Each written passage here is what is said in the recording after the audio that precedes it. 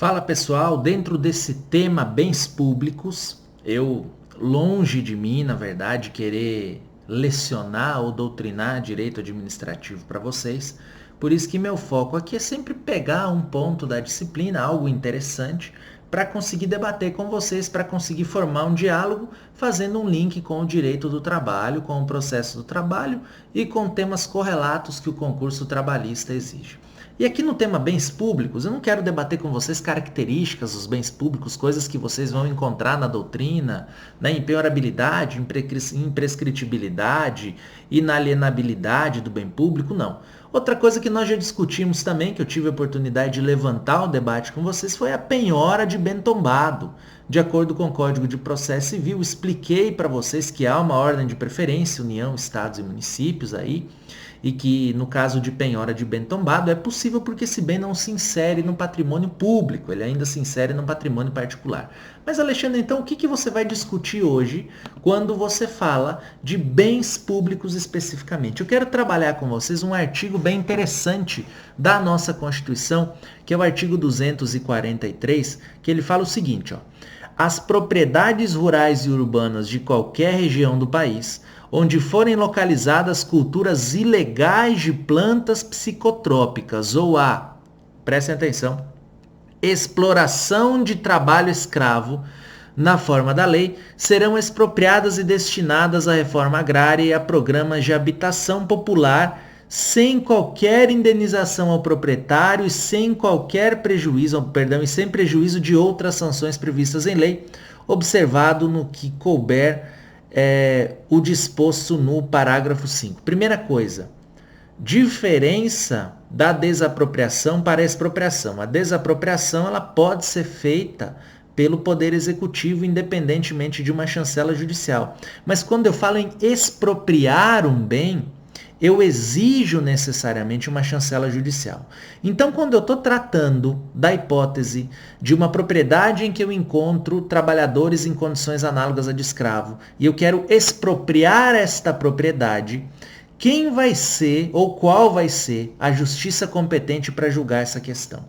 Vejam só, quando eu falo de trabalho escravo, a competência da Justiça do Trabalho, ela se limita à competência da responsabilidade civil/trabalhista decorrente do trabalho escravo.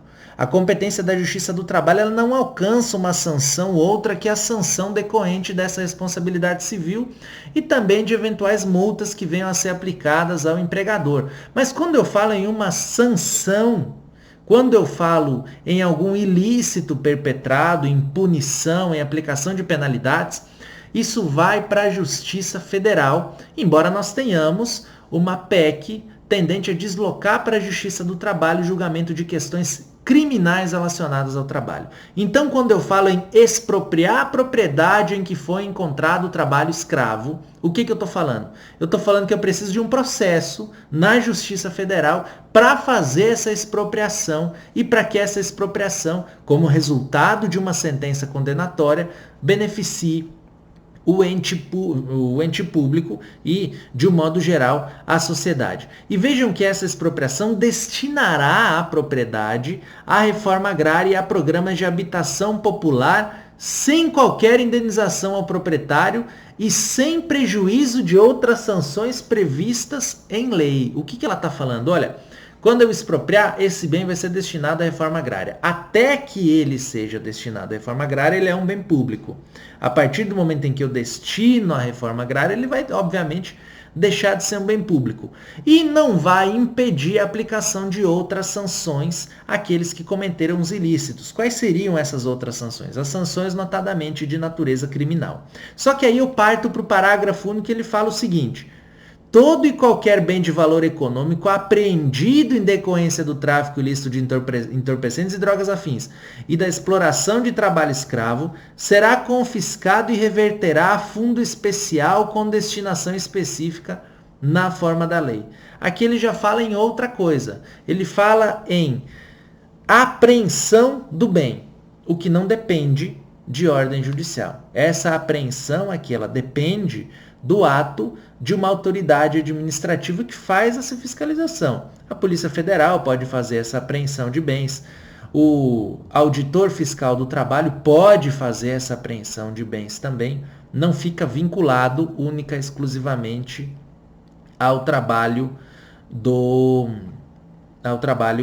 juiz, não fica vinculado à atuação judicial e sim à atuação fiscalizatória. E aqui tem um ponto bastante interessante. Quando ele fala em reverterá a fundo especial com destinação específica, ele fala que esses bens podem ser revertidos a um fundo que é um fundo específico em lei. No nosso caso, nós revertemos na Justiça do Trabalho para o Fundo de Amparo ao Trabalhador, mas eu também posso reverter esses bens ou atribuir a esses bens uma natureza pública. Eu posso, por exemplo, pegar um veículo decorrente de uma apreensão de um trabalho escravo e transformar ele em viatura da polícia ou transformar ele em ambulância para o corpo de bombeiros ou para algum hospital, dando assim afetação e destinação pública a esse bem. Bacana, pessoal? Era mais ou menos isso que eu queria conversar com vocês aqui nesse ponto de administrativo. Sigamos firmes com novos debates a instantes.